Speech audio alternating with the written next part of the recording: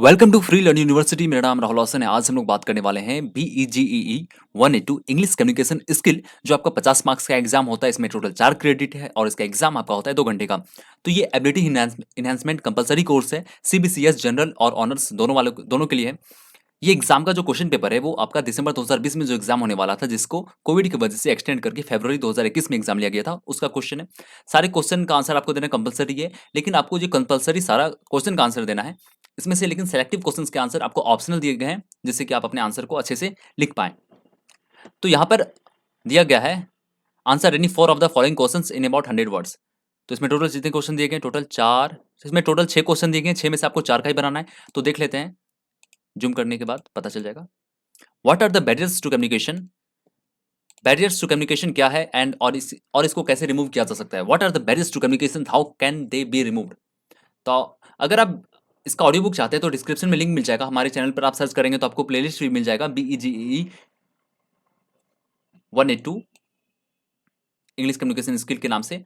वहां पर आपको पता चल जाएगा कि बैरियर ऑफ कम्युनिकेशन क्या है, आप इसको कैसे मूव कर सकते हैं। इसमें 3-4 वीडियो अपलोड किए गए हैं। दूसरा क्वेश्चन है, what are the advantage of non verbal communication? देखिए, कम्युनिकेशन 2 प्रकार का होता है, एक होता है वर्बल, दूसरा होता है नॉन वर्बल। तो नॉन वर्बल को आपको लिखना है, 100 वर्ड में लिखना है, बहुत आसानी से आप लिख सकते हैं। बाकी जानकारी अगर आपको नहीं मिल पा रही है तो गूगल कर सकते हैं, ब्रेनली, कोरा, या फिर आपको यूट्यूब पर आसानी से इसके आंसर सॉल्यूशन के साथ मिल जाएंगे। क्वेश्चन नंबर 3 है, how would you structure a presentation so as to make it most effective? इसका भी आंसर आप लिख ही सकते हैं, 100 वर्ड में लिखना है, 5 मार्क्स का क्वेश्चन है, बहुत आसान है। What are the homophones and homographs? Homophones और होमोग्राफ को आपको डिफाइन करना है। आप इसका आंसर यूट्यूब कीजिए, आपको बहुत आसानी से डिफ्रेंशिएट करके बताया गया है, चेक कर सकते हैं। क्वेश्चन नंबर 5 है, while writing a formal letter how can you make it gender neutral? जब भी आप लेटर लिखते हैं किसी जेंडर स्पेसिफिक को, तो वहां पर आप किस तरीके से जेंडर न्यूट्रल को शो कर सकते हैं, न्यूट्रलाइज वहां पे आप कैसे करेंगे, इसका आंसर लिखना है। अगर आप इसका आंसर नहीं भी जानते तो आपको टोटल 6 क्वेश्चन है, 6 में से टोटल 4 ही क्वेश्चन आपको बनाने हैं। लास्ट क्वेश्चन आपका है, what are schemata, what is their role in reading? Schemata क्या होता है? अगर आप ब्लॉगर हैं या ब्लॉगिंग का आप काम करते हैं, आपको थोड़ा सा भी वेबसाइट का नॉलेज है, तो आपको पता होगा गूगल पे रैंकिंग फैक्टर के लिए या फिर किसी भी सर्च इंजन पे रैंकिंग फैक्टर के लिए स्केमा होता है। गूगल स्केमा भी बहुत पॉपुलर है। अगर आप थीम सब यूज कर रहे हो तो वो थोड़ा टेक्निकल टर्म चला गया, तो वहां पर स्केमा को स्केमाटा किया गया है। तो सारांश किसी भी पॉइंट, मतलब कोई स्टडी को समझिए, सारांश में अगर आप स्केमा के तरीके से दर्शाएगा तो वो स्केमाटा एक तरह से हो जाता है। ज़्यादा जानकारी के लिए आप कोरा पे पढ़ सकते हैं, या फिर आपको ब्रेनली पे इसके आंसर को बहुत स्पेसिफिक तरीके से अच्छे से बताया गया है। Okay, just minute. नेक्स्ट जो क्वेश्चन हमारे पास,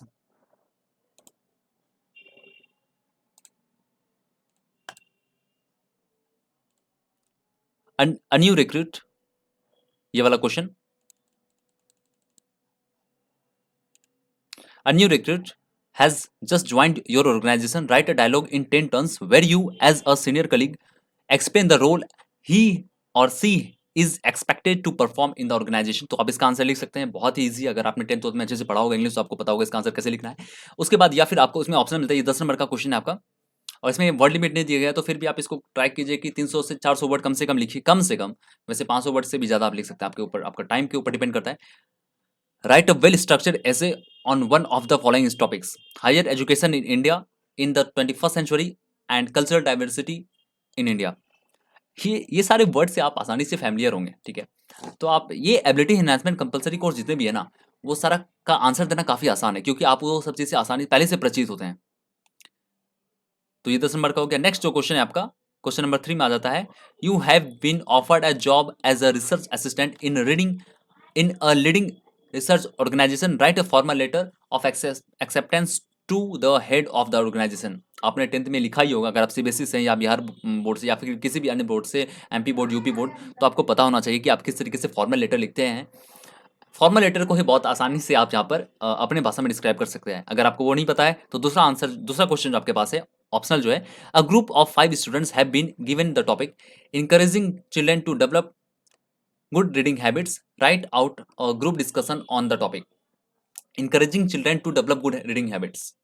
तो रीडिंग हैबिट्स के बारे में आपको बेहतर पता होगा। आजकल हम लोग टेक्नोलॉजी से घिरे हुए हैं, यूट्यूब, फेसबुक, इंस्टाग्राम, ट्विटर यही सब यूज़ करने में अपना समय व्यतीत करते हैं। अननेसेसरी नॉलेज बहुत हो गया है, किताब हम लोग पढ़ना नहीं चाहते हैं। तो इस चीज़ को आप अपने हिसाब से एक ग्रुप डिस्कशन के रूप में बताएंगे, 5 स्टूडेंट्स का जो ग्रुप है। लास्ट क्वेश्चन आपके पास इसका पड़ जाता है। हाँ, लास्ट क्वेश्चन ही है, what are the characteristics of a conversation, how is a conversation different from other speech. हम आपसे बात कर रहे हैं वो कन्वर्सेशन हो गया, आप हमसे बात कर रहे हैं वो कन्वर्सेशन हो जाएगा। तो स्पीच से और कन्वर्सेशन में क्या अंतर है, स्पीच इवेंट से होता है। तो आप इसके बारे में अगर आपको पता, आपकी किताब में बहुत अच्छे से एक्सप्लेन किया गया है। अगर आप कोई भी रेफरेंस बुक पढ़े होंगे, गली बाबा या फिर नीरज पब्लिकेशन या फिर इग्नू के खुद पब्लिश जो भी बुक आते हैं, तो उसमें जो भी आपके घर पर आया होगा या फिर आप एक ज्ञान को उस पर इसके बारे में पढ़ सकते हैं। और जो ऑप्शनल में आपको क्वेश्चन दिया गया है, what are the 4 levels of reading comprehension, explain each briefly with suitable examples. तो इसका भी आंसर आप आसानी से ढूँढ सकते हैं वहाँ पर।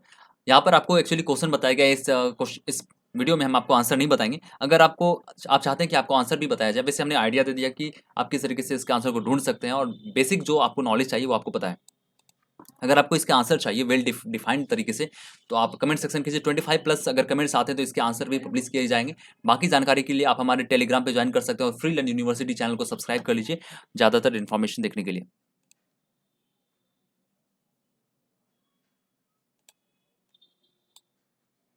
सो यही था हमारा क्वेश्चन और हमने यहाँ पे देख लिया। अगर आप चाहें तो यहाँ पे स्क्रीनशॉट ले सकते हैं। टेलीग्राम ज्वाइन करके हमारे चैनल के बारे में नेक्स्ट अपडेट वहाँ से भी प्राप्त कर सकते हैं। Thanks for watching.